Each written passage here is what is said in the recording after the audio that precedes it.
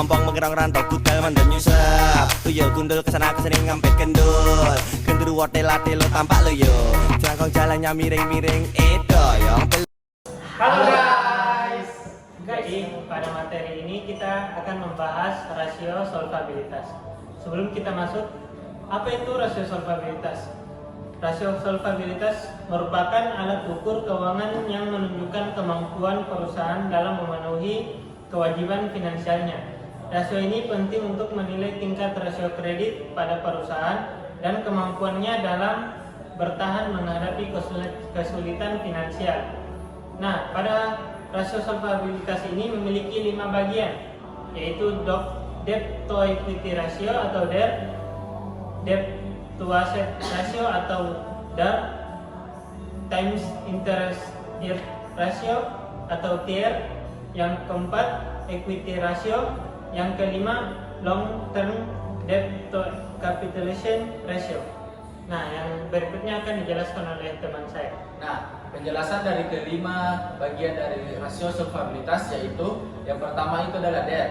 DER atau debit equity ratio, yaitu rasio ini menunjukkan seberapa besar perusahaan bergantung pada utang untuk membiayai operasionalnya. Rumusnya seperti di atas. Nah, yang kedua itu adalah DAR, debit asset ratio, yaitu semakin tinggi rasio ini, semakin besar perusahaan bergantung pada utang untuk mendanai asetnya. Rumusnya itu seperti di atas. Dan yang ketiga itu times interest ratio atau TIR. Rasio ini menunjukkan seberapa mampu perusahaan membayar bunga utangnya dari laba yang dihasilkan. Rumusnya seperti di atas. Nah, yang keempat itu adalah equity ratio. Equity ratio adalah rasio ini menggambarkan seberapa besar aset perusahaan yang didanai oleh ekuitas dibandingkan dengan utang. Rumusnya seperti di atas. Nah, yang kelima itu long term debt capitalization ratio.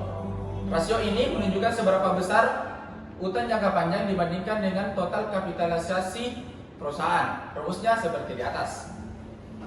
Nah, kami mengambil contoh pada neraca singkat pada PT ABC seperti di atas ini. Nah, setelah kami menghitung menggunakan rumus yang ada, kami mendapatkan hasil dari debit equity ratio seperti ini atau DER. Yang kedua itu debit to asset ratio atau DAR seperti ini. Nah, yang ketiga itu times interest ratio atau TIR seperti ini. Equity ratio seperti ini. Dan yang terakhir itu long term debit to capitalization ratio seperti ini. Nah, selanjutnya akan dilanjutkan kepada teman saya. Baik, selanjutnya itu ada interpretasi. Interpretasi DER itu 1,5. Rasio DER terbesar itu 1,5 menunjukkan bahwa PT ABC memiliki utang sebesar 1,5 untuk setiap 1 rupiah ekuitas. Ini berarti perusahaan menggunakan lebih banyak utang dibandingkan ekuitas dalam pendanaan operasionalnya. Selanjutnya itu ada DAR. DAR 0,6. DAR sebesar 60% menunjukkan bahwa 60% dari total aset perusahaan didanai oleh utang, sedangkan sisa 40% didanai oleh ekuitas. Baik, selanjutnya akan dilanjutkan oleh teman saya.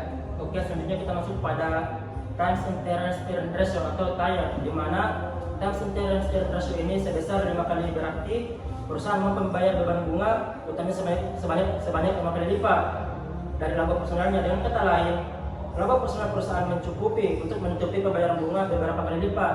Selanjutnya itu kita masuk pada equity ratio, di mana equity ratio itu sebesar 40%, menunjukkan bahwa hanya 40% dari total aset perusahaan yang dibiayai oleh ekuitas.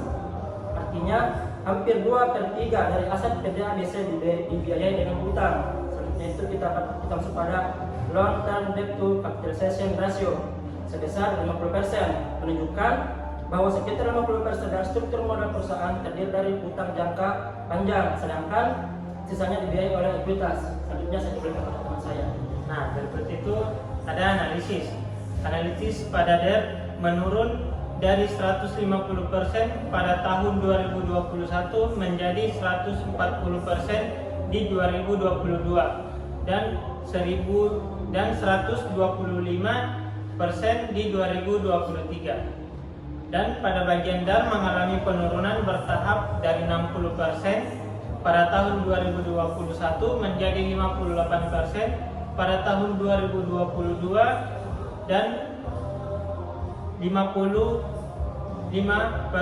di tahun 2023. Di bagian tier meningkat dari 5 kali pada tahun 2021 menjadi 6 kali pada tahun 2022 dan 7 kali di tahun 2023. Equity ratio meningkat dari 40% pada tahun 2021 menjadi 42% pada tahun 2022 dan 45% di tahun 2023.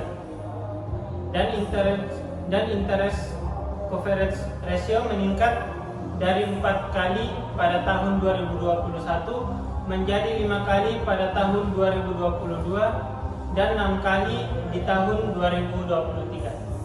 Jadi itulah singkat penjelasan dari materi kami tentang rasio solvabilitas.